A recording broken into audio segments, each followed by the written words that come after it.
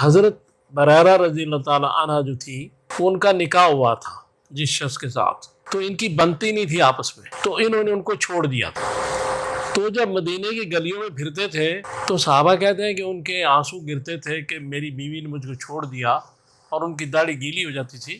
تو وہ رسول اللہ صلی اللہ علیہ وسلم کی خدمت میں حاضر ہوئے اور عرض کی کہ یا رسول اللہ، آپ اس کو کہیں کہ مجھ سے رابطہ کر لے اور میرے پاس آ جائے۔ حضور صلی اللہ علیہ وسلم نے حضرت بریرہ رضی اللہ تعالیٰ عنہ سے کہا کہ یہ بات ہے کہ تم اس سے صلح کرو۔ تو صحابیہ کیا کہہ رہی ہیں، کیونکہ یہ واقعہ ہو چکا تھا، کھجوروں والا بات آ چکی تھی سامنے، تو صحابیہ کہتے ہیں یا رسول اللہ، یہ آپ کا حکم ہے یا مشورہ؟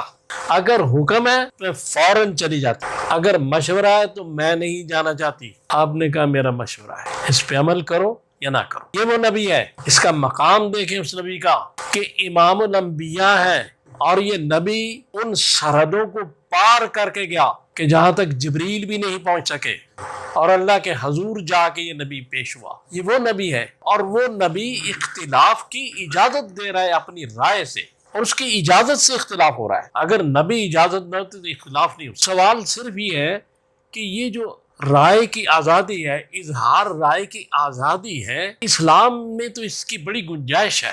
ہماری آراء مختلف ہو سکتی ہیں، مقصد اگر ایک ہو تو ہم اکٹھے ہو سکتے ہیں، مسلمان اکٹھے ہو سکتے ہیں مختلف آراء کے باوجود، مقصد اگر ایک ہو۔ میں ایک رائے پیش کر رہا ہوں یہ ایسے ہونا چاہیے، دوسرا ایک رائے پیش کر رہا ہے ایسے ہونا چاہیے، اس کی رائے بہتر ہے تو مجھے اس کے پیچھے چلنا چاہیے، اکٹھے ہو گئے نا۔